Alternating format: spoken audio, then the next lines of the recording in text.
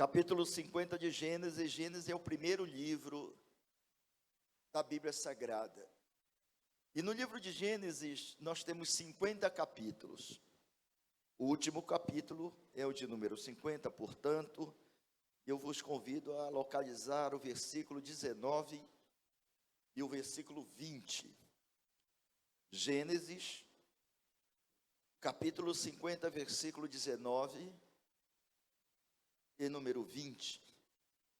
Diz assim a palavra de Deus: respondeu-lhe José: não temais, acaso estou eu em lugar de Deus? Vós, na verdade, intentaste o mal contra mim. Diga comigo, porém, Deus o tornou em bem, para fazer com que se vê deste dia, para conservar muita gente com vida. Glória a Deus, podeis sentar.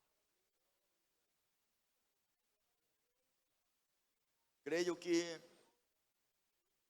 todos conhecem esse texto, é muito familiar para todos nós. E neste texto nós podemos aprender muitas lições. E uma delas é uma lição sobre justiça, plano de Deus, perdão. Pelo menos lições nessas três áreas nós podemos aprender aqui. Nós sabemos que esse texto ele diz respeito a um momento em que José, já governador do Egito, eu digo como primeiro-ministro, ele que chegou ali naquele país, um jovem de 17 anos aproximadamente, era filho de um patriarca, que veio de uma geração desde Abraão, Isaac e Jacó. Jacó teve 12 filhos, e o menor deles era exatamente José. E José é aquele filho que Deus escolheu para um projeto especial. E nesse projeto, evidentemente, que Deus contemplou todos daquela família, mas não só daquela família, da família de Jacó, mas toda uma geração. Às vezes Deus escolhe um da família para abençoar a todos daquela casa, ou a todos de uma geração. Claro que Deus tem um plano para cada um de nós, indiscutivelmente. Quem crê nisso? Deus tem um plano, tem um projeto, tem propósitos para cada pessoa na face da terra. Ninguém estar aqui no planeta por acaso. Há uma razão de ser em cada pessoa, inclusive em termos profissionais. Às vezes você identifica a vocação para a qual você nasceu, já desde criança. Às vezes você começa a se interessar por certas coisas, e ali já está sendo revelado qual é o propósito profissional de Deus para a sua vida. Naquela família de Jacó, em que José era o menor, um certo dia ele teve um sonho, e no sonho ele disse que ele via feixes de milho, de trigo, e um feixe no meio, feixe de milho em forma circular, e eles se curvavam para ele. Ali estava Deus se revelando para José, mostrando que aqueles feixes de trigo seriam os irmãos dele, e ele no meio seria aquele que Deus escolheu para um propósito especial ali naquela família. para uma geração. Só que os irmãos de José, nós sabemos que desenvolveram um espírito de inveja contra José. E por conta desse espírito de inveja, eles deixaram com que a vontade da carne deles viesse a intentar o mal contra José. Eles se reuniram, tramaram, fizeram um plano para matar aquele rapaz. E a Bíblia diz que o inimigo veio para matar, roubar e destruir. Mas quando a gente é fiel a Deus, esse plano não prevalece. Porque o plano de Deus é um plano de vida. É um plano de abundância, é um plano de felicidade para nossas vidas. E um certo dia eles convidam aquele rapaz para ir ao campo. José, sem saber, inocente, aceita, vai com eles. O plano era matá-lo. José era muito temente a Deus. E quando eles chegam em determinado lugar, eles então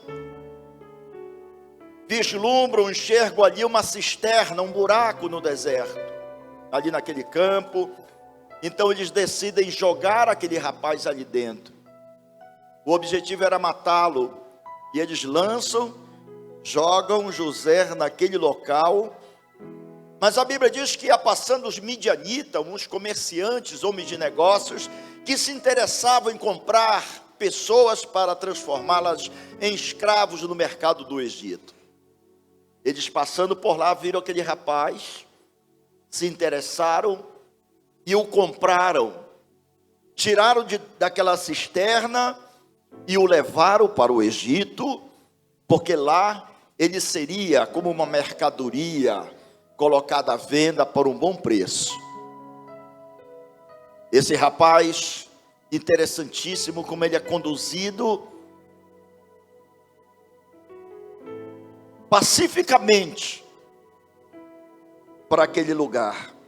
Quando ele chega no Egito, ele é vendido lá no mercado e vai parar na casa de um homem chamado Potifar, chefe do exército do Egito. E nós sabemos a grande injustiça que esse rapaz sofreu ali naquela casa.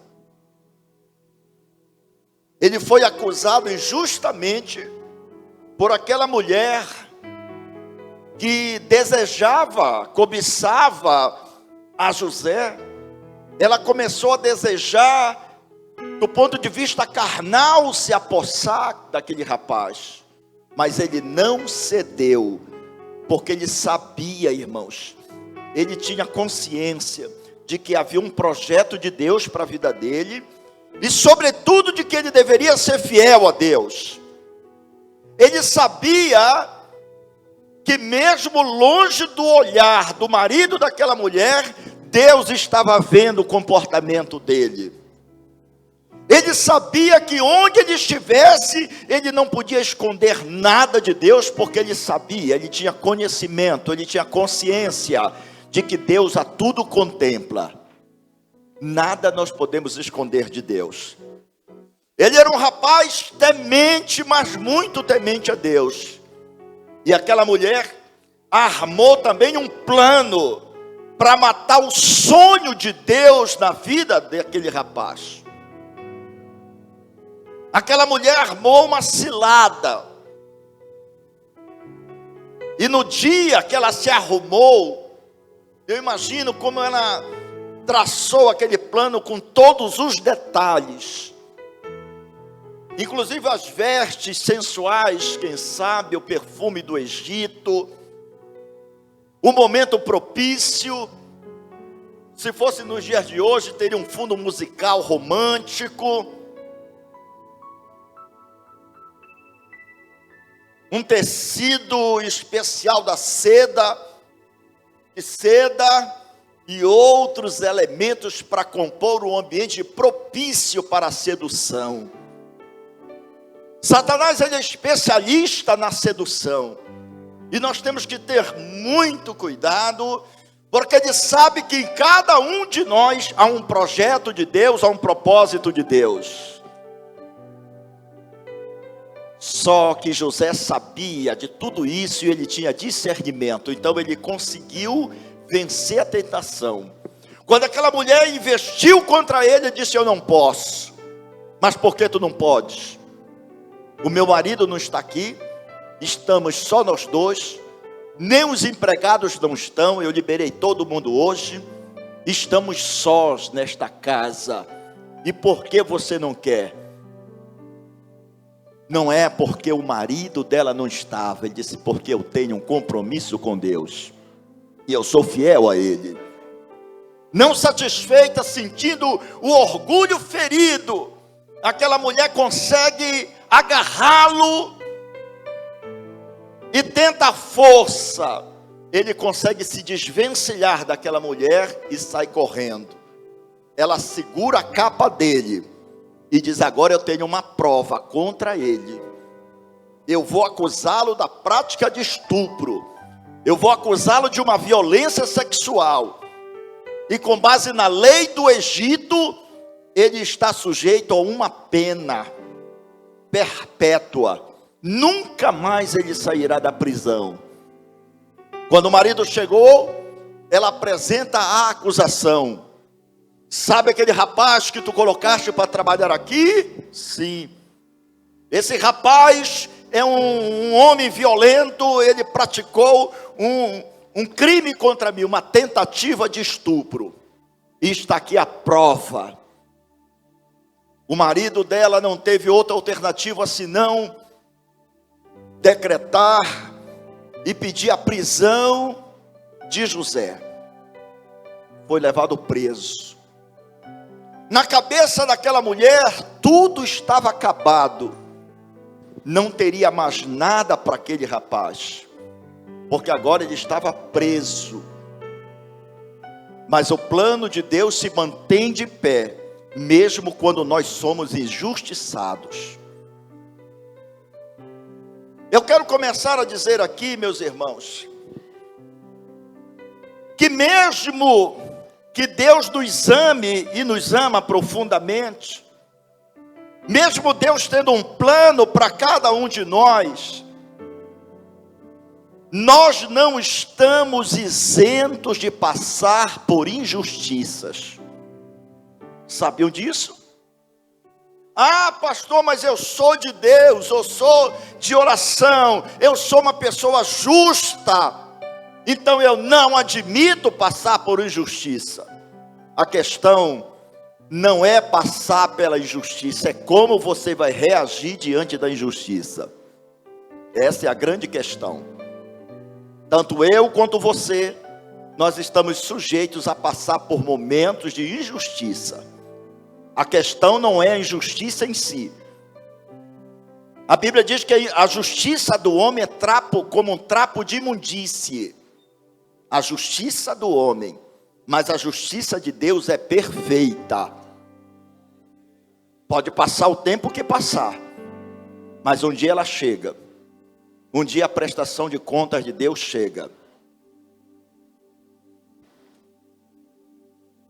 Ele está agora passando por uma profunda injustiça, esse rapaz. E quem sabe alguém aqui esteja passando ou já passou por alguma injustiça. E eu volto a dizer, a questão não é a injustiça em si. Deus nos coloca diante de um desafio. Como você vai reagir diante da injustiça?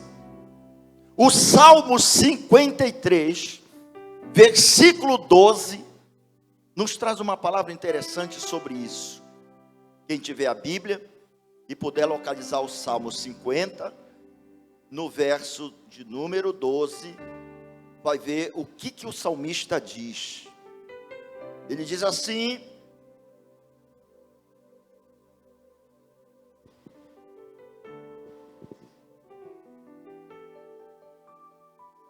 no início diz: o Deus poderoso, o Senhor, fala e chama a terra do nascer do sol até o seu acaso.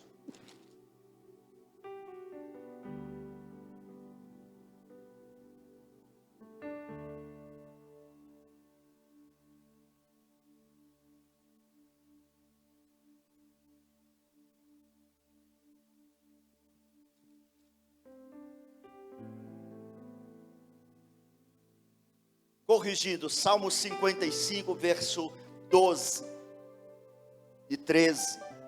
Diz assim, no 55, 12: se fosse o inimigo que me afrontava, eu o teria suportado. Se fosse um adversário que se engrandecia contra mim, dele me teria escondido. Mas eras tu, homem meu, igual, meu guia e meu íntimo amigo. O salmista aqui está nos mostrando um caso em que ele está sendo vítima de uma injustiça. E o pior é que aquela pessoa que está praticando a injustiça não é um estranho, não é o seu inimigo. Antes fosse, ele quer dizer isso aqui. Mas quem está praticando a injustiça contra o salmista aqui é um amigo. Uma pessoa que você nunca imaginava que seria capaz de tramar contra você. É essa pessoa que aparece agora como sendo a que está praticando a injustiça. E isso dói o coração, dói o peito do salmista, quando ele diz, repito, se fosse o inimigo que me afrontava, eu o teria suportado. Porque quando o inimigo você já está preparado, parece, é o meu inimigo, mas aqui é o próprio amigo. Eu diria não um amigo verdadeiro, porque o amigo verdadeiro não vai fazer isso. Mas um amigo que é movido pelo instinto da carne. Um amigo que não é movido pelo mover do Espírito de Deus. Então, voltando ao texto, quando nós chegamos aqui no versículo 19 e 20, é um momento agora em que José havia saído da prisão. Deus o havia colocado como o governador do Egito, primeiro-ministro. Todos nós sabemos como foi esse processo. Ele ficou ali cerca de 13 anos preso, ficou um período preso. E agora, Deus decide tirá-lo da prisão. E para tirar da prisão, Deus estabelece uma estratégia. Diga comigo, a melhor estratégia é a de Deus. Nós pensamos às vezes que a nossa estratégia é a melhor. Mas a melhor estratégia que vai nos conduzir para a vitória é a de Deus. Confie nele e o mais ele fará. Simplesmente confie. Diga, eu confio no Senhor. E Ele vai estabelecer a estratégia para me tirar dessa situação. Ele vai tirar você. E num dia, já depois que ele está estabelecido como o primeiro-ministro do Egito, numa terra estranha, em que Deus usou a Faraó para colocá-lo naquele posto, naquela posição de honra, os irmãos de José compareceram àquele país à procura de comida, porque em Israel estava havendo fome. E Deus havia, então, preparado José para assumir o comando do Egito nesse tempo. E no Egito tinha comida, tinha trigo, tinha azeite, tinha proteína, tinha ali o necessário para que aquele país se tornasse o celeiro do mundo naquele tempo. Porque Deus deu sabedoria para José, como líder agora daquele país, como um governante, para armazenar a cada ano 20% da produção de tudo que se produzia no Egito, 20% iam para os armazéns. E era José quem estava governando agora. Os seus irmãos chegam com ele para pedir que fornecesse alimento, porque Jacó estava idoso e estava precisando que a família fosse abastecida de alimento. E ali, meus irmãos, É nesse contexto, eu não vou entrar em outros detalhes da narrativa, porque ela é um pouco extensa. É nesse momento que José olha para os seus irmãos e os reconhece como sendo os seus irmãos que intentaram o mal contra ele. Só que eles não reconhecem a José. Quando eles olham para José todo paramentado, com vestes reais, com vestes do palácio, eles não conseguem identificar que é o próprio irmão que está ali, e falando a língua do Egito, e quem sabe usando um intérprete ali, para traduzir para a língua daqueles rapazes, que falavam originariamente o hebraico. José está lá naquela postura, seguindo a liturgia do palácio. Vocês sabem que o palácio tem liturgia. Ninguém entra no palácio de qualquer jeito ou em qualquer horário. Tem toda uma liturgia, tem agenda. E quanto mais graduado for a pessoa, quem você quer acessar do palácio, maior a liturgia, maior o rigor, por uma questão de segurança e vários outros fatores que são levados em consideração. Então, até que aqueles rapazes conseguem chegar diante de José, quando eles olham, eles não sabem que é o próprio José. E chega o momento, então, depois de várias conversas ali, que José decide se apresentar para eles. José decide se mostrar, se identificar. Eu imagino eles, queridos irmãos e pastores aqui presentes, o susto que eles tiveram quando José olhou para eles e disse: eu sou José, aquele que lá no passado vocês intentaram mal contra mim. Eu imagino ele falando com voz contundente, de forma muito séria, e eu imagino agora a reação que esses irmãos dele tiveram. Agora nós estamos fritos. Meu Deus, o que foi que nós fizemos? Por que nós fizemos isso para o nosso irmão? Olha onde ele está. Olha o poder que ele tem nas mãos agora, de nos executar. Ele pode nos matar. Ele pode liquidar com nós agora. Eu imagino 1001 coisa passando na cabeça deles lá. Como é que a gente vai fazer para fugir? Não tem jeito, porque eles estavam cercados agora da guarda real. Os cavalos do Egito, tudo posicionado, toda aquela liturgia presente ali no palácio, e aqueles rapazes lá não sabendo agora o que fazer. E é nesse momento que vem esta palavra aqui, que jamais aqueles rapazes imaginavam que sairia da boca daquele governador. É nesse momento que ele diz assim: respondeu-lhe José: não temais, acaso estou eu em lugar de Deus? José está dizendo: não tenham medo, porque eu não estou no lugar de Deus. A minha posição aqui é uma posição de servo de Deus. Eu não estou aqui para usurpar poder. Quantas pessoas, irmãos, têm atrapalhado aquilo que Deus tem para realizar na sua vida, porque estão usurpando o poder. Se Deus te deu um rol de atribuições, faça somente aquilo que Deus determinou você fazer. Não ultrapasse aquilo que não te compete. O que não te compete, você não vai fazer. Vocês lembram do rei Uzias? O rei Uzias, um certo dia, cheio de orgulho no coração, estava no ápice da carreira, ele entra no templo, pega o incensário e vai fazer algo que só o sacerdote podia fazer. O rei não podia.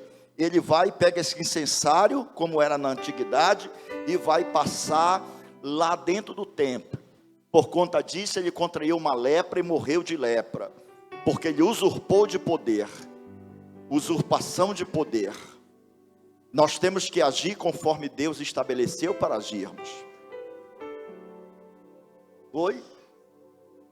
Muito bem. E ele diz mais para os irmãos dele: vós, na verdade, intentaste o mal contra mim. Vocês intentaram. Significa dizer que nós temos, se alguém tentou o mal contra nós, nós temos autoridade para mostrar onde está o erro. Não significa dizer que nós vamos ficar calados. Alguém tentou o mal contra você, você tem autoridade para dizer: você intentou o mal contra mim. Você se fingiu, você armou uma cilada contra mim, você armou um plano maligno contra mim, mas você não vai parar aí. Porque a palavra completa diz assim: porém, Deus o tornou em bem. Se você agir segundo a palavra de Deus, Deus vai transformar o mal que intentaram contra você em bênção. O tema da palavra é: o Deus que transforma o mal em bênção. Quem crê nisso? Então diga: eu creio em um Deus que tem poder para transformar o mal em bênção, a maldição em bênção.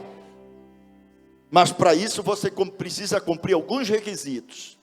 O primeiro eu já falei, que é a questão de como é que você vai reagir. Tem pessoas que querem reagir segundo o impulso da carne. Qual é a tendência do ser humano? O homem natural age segundo as coisas da carne. Fizeram mal contra mim, então eu vou agora aproveitar que é o momento agora. Deus me colocou nessa posição, então agora eu vou me vingar. Não é assim que o mundo lá fora pensa? Deus me deu a oportunidade agora de me vingar. Isso é de Deus, sim ou não? Não. Primeiro lugar, a Deus compete fazer a justiça. Salmo 71 diz que Deus é o justo juiz. Entrega aquela pessoa na mão de Deus. Deixa que Ele faça a justiça dele, que é a justiça perfeita. Se alguém aqui foi injustiçado, não se preocupe.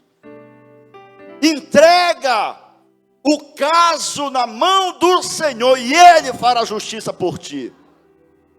Então diga: Senhor, eu entrego nas tuas mãos aquele que intentou o mal contra mim, que me injustiçou, que tramou contra mim.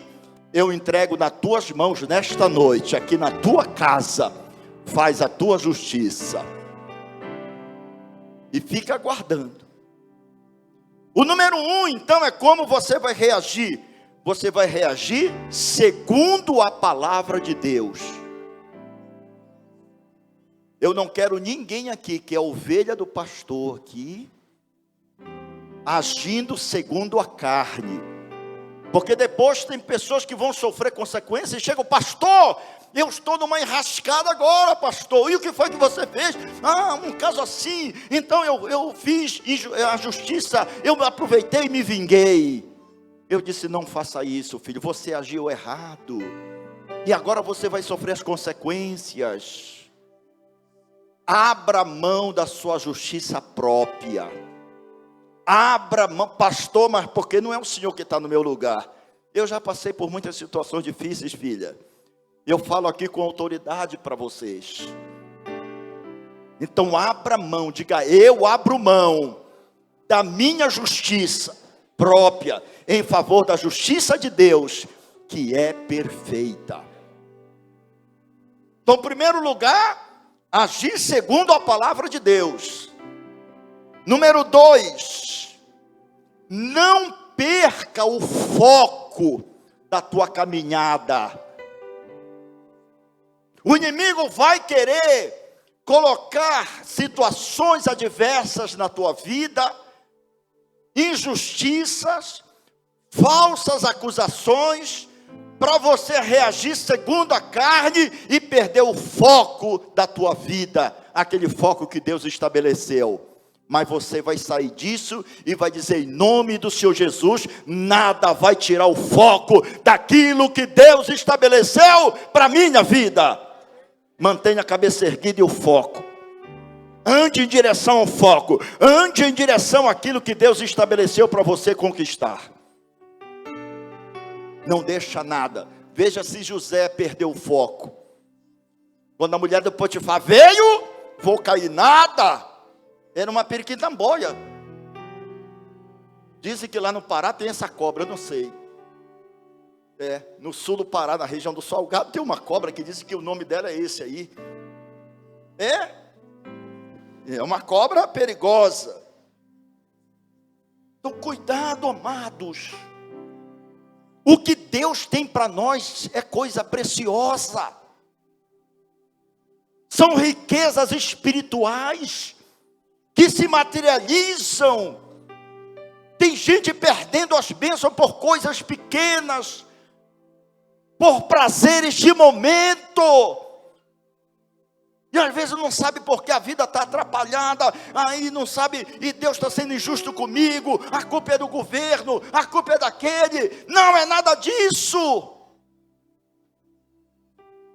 Não entregue na mão do inimigo aquilo que Deus já entregou para você. Segure, não caia na tentação, não caia na armadilha, mantenha-se firme. Quem está disposto aqui a manter-se firme? Firmes e constantes.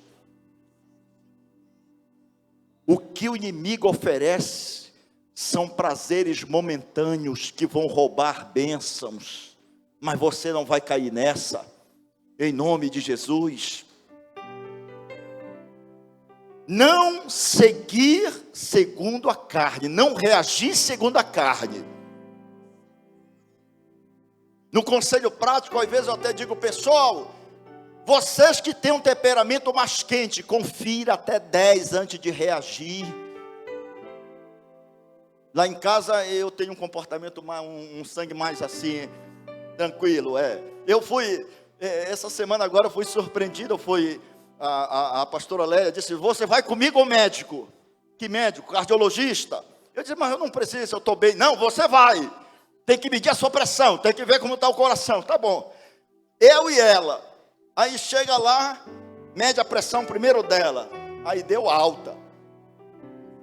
Deu alta. Deu lá 15. Isso já tomando remédio, medicamento. 15 por 8 ou por 10, sei lá. E a minha, aí mede aqui. Aí deu 10 por alguma coisa assim, 7 parece. Foi isso, gente? 10 por 7. Ela disse, está vendo? Você é pior ainda. É o seu caso. Não fica se vangloriando aí. Não, porque o seu caso é pior ainda. Porque a pressão baixa é pior. E eu disse, meu Deus, ela já está me agorando. E eu fiquei tranquilo. Aí aguardando e tal ali. E eu, meu Deus, será que isso é verdade? Que a pastora está dizendo, Senhor? Mas se for para eu partir agora, Senhor, eu já quero pedir perdão de todas as falhas. E eu quero estar contigo no céu. Ela vai ficar bem e tal. Aí daqui a pouco ela disse, passa logo o teu cartão para eu segurar aqui, porque eu não sei o que vai acontecer aí dentro do consultório. Olha aí. Aí entramos, chegou a nossa vez. Aí disse, quem primeiro? Disse, a honra para a mulher. Aí primeiro ela. Aí ele foi lá e tal, disse, o seu caso, pastora Rosiléia, tem que cuidar mais um pouco, é mais dedicada, é como se fosse um veículo numa pista em alta velocidade. O seu coração está assim, trabalha como se fosse o motor do veículo, assim, sob grande pressão. Terminou, e ela olha para o médico e diz, agora ele aí, doutor, deve ser, o caso dele é grave, né? E olhou assim, eu calma aqui. Ele já disse assim, olha, só pelo olhar, pelo exame dele aqui, como é o nome daquele exame que olha, que faz eletrocardiograma, já vi que ele está bem. Ela disse, eu não acredito. Mas a expressão dele é bastante, não, mas isso não quer dizer nada. Significa que o motor do carro dele está trabalhando aí, com 40, tranquilo. O importante é como o fluxo de sangue está ocorrendo. Ele disse, eu vou apertar a ponta do seu dedo aqui. Ó, vê se em poucos segundos já fica vermelho de novo. Aí ele disse, ó, apertei e disse, ó, tá bem. Então quem precisa se cuidar é você. E eu disse, glória a Deus. Mas também eu vou cuidar dela. Queridos, a forma como ela reage é diferente da minha. Eu, no geral, não preciso contar até 10 para reagir diante de uma afronta, porque naturalmente eu já tenho essa estrutura. E ela é diferente, ela precisa contar, porque ela fica logo, vai se avermelhando um pouquinho. Eu não sei qual é a sua estrutura, você se conhece, cada pessoa se conhece. Mas eu quero dizer uma coisa, naquilo que você não consegue se segurar, eu peço a Deus agora que te dê graça. Graça que vem do trono de Deus para você suportar a afronta. Suporta, porque a bênção de Deus está chegando para a tua vida. E você vai segurar essa reação humana, essa reação carnal, para que se concretize na tua vida a vitória que vem de Deus. Segura que é só mais um pouquinho e você vai cantar o cântico da vitória, filho. Olha o que aconteceu aqui com José. O mal que vocês me fizeram, Deus converteu em bênção. Olha que Deus é esse, gente. Podem tramar o mal que for contra você, se você se manter firme, você crê no Senhor que tem poder para transformar o mal em bênção. Se você não reagir segundo a carne, Deus vai converter esse mal em vitória para a tua vida.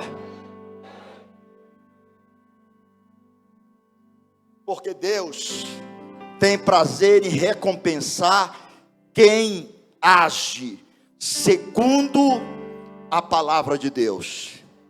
A recompensa de quem confia na justiça de Deus é certa. Você imagina o José falando isso para os seus irmãos: não se preocupem, não tenham medo, porque o mal que vocês me fizeram, Deus converteu em bênção. Diga comigo, o mal que fizeram contra mim, Deus está convertendo nesta noite em bênção, em vitória. Diga, eu profetizo isso.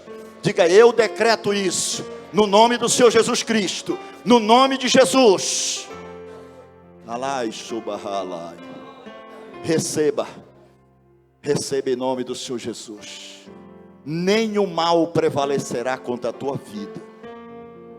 Então somente suporta, mas suporta com alegria, suporta dando glória a Deus, suporta exaltando esse Deus todo-poderoso, suporta que vai chegar, está chegando. Você vai se surpreender quando Deus declarar aquilo que Ele está preparando para entregar para você. Glória a Deus.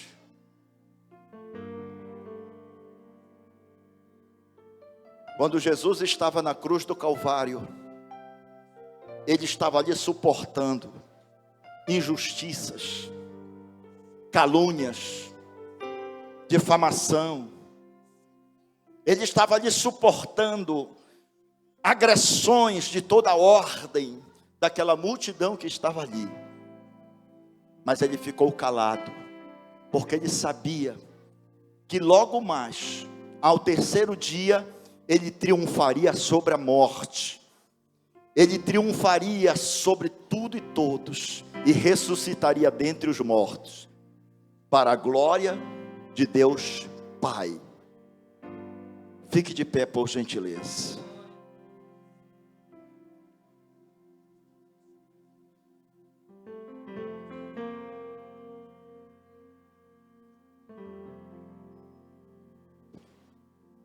Eu sei que às vezes é difícil para alguns entenderem isso, mas isso é a palavra de Deus. Se você crer, é dessa forma que vai acontecer na tua vida. É desse jeito, porque a palavra de Deus é verdadeira. Ela não falha. Você tem que se apegar ao que está escrito. A Bíblia diz que Deus não é homem para mentir. Tudo que Ele fala é verdadeiro e Ele vela pelo cumprimento da sua palavra. Se você crer e agir segundo essa palavra, a sua vida vai correr de forma maravilhosa. Você será feliz na cidade e no campo. Você será feliz em todos os momentos da tua vida. Você será bem-sucedido em tudo que fizer. Em tudo. Quem sabe alguém entrou aqui com aquele desejo de vingança.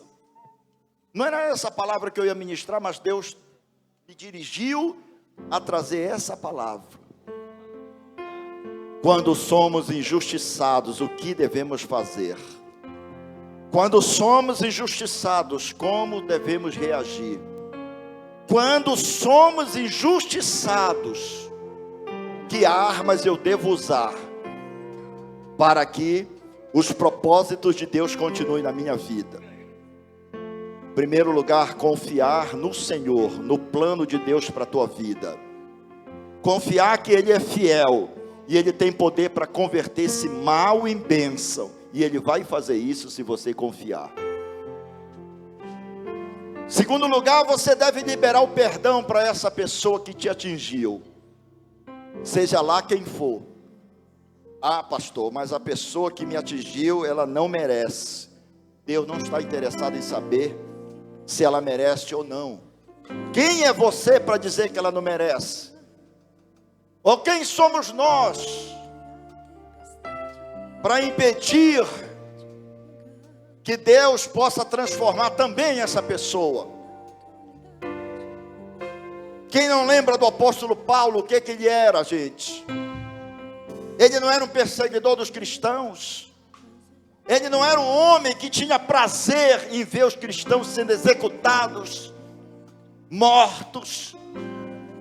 Mas um dia, esse homem perseguidor e malvado, na estrada de Damasco, quando ele ia com uma carta para perseguir os cristãos naquele país, ele teve um encontro com o Senhor Jesus.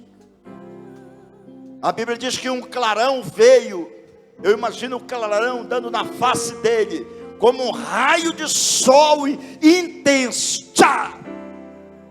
E ele não suportou e caiu. Quando ele cai, uma voz vem até ele e diz: Saulo, Saulo, por que me persegues?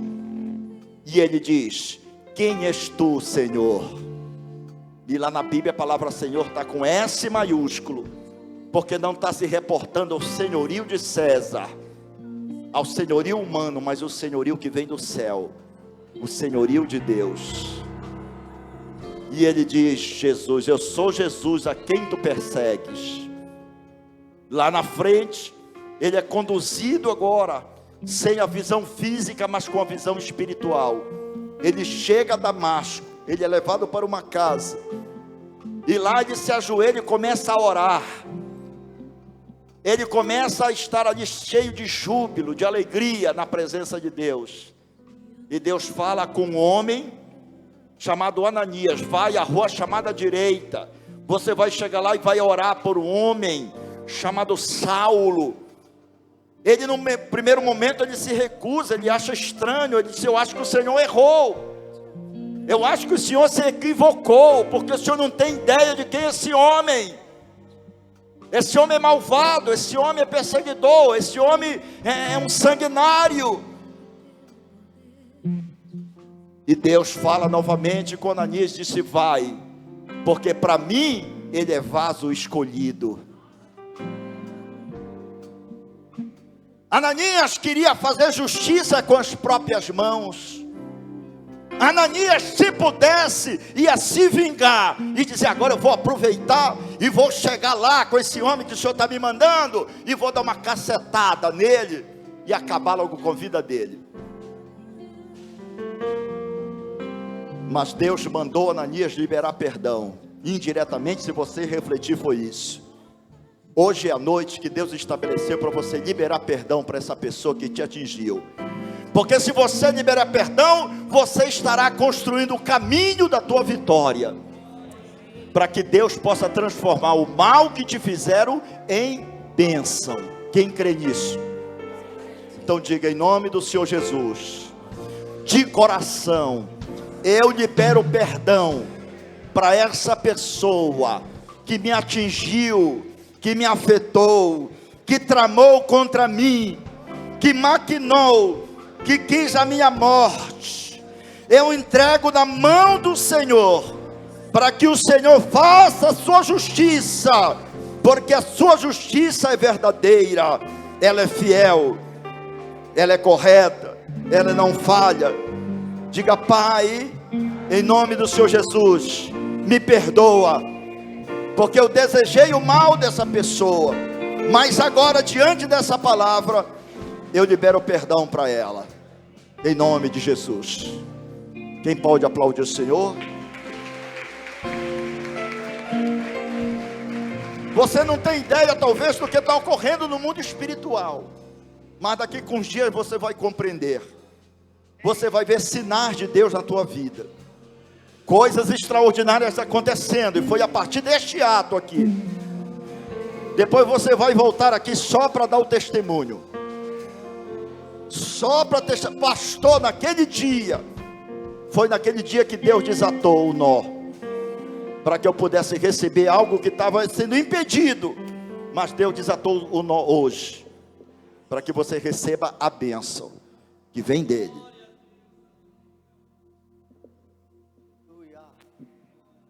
Alguém aqui de repente está passando por esse processo de injustiça. Você já quis fazer o mal, você já ficou com até um ódio no coração. Deus te dá a oportunidade de hoje sair dessa zona de maldição, na zona do mal, e entrar na zona da bênção.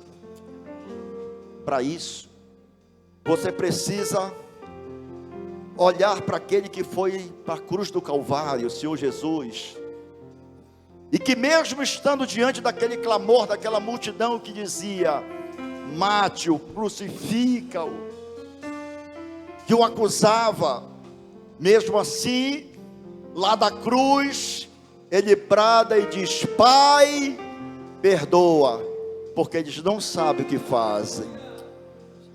Libera o perdão, porque eles estão cegos, eles não sabem o que fazem. E aquela multidão não sabia o que estava fazendo, porque não estava vendo que ali o Senhor Jesus estava cumprindo um sacrifício de amor por mim e por você e todas as gerações, desde Adão até o último homem, por todos.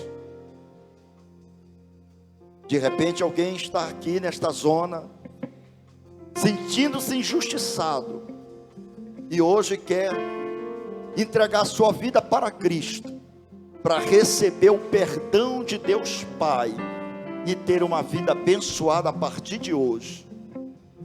De repente alguém está aqui nessa situação de uma pessoa que reagiu de forma carnal, e criou um obstáculo para ser abençoado.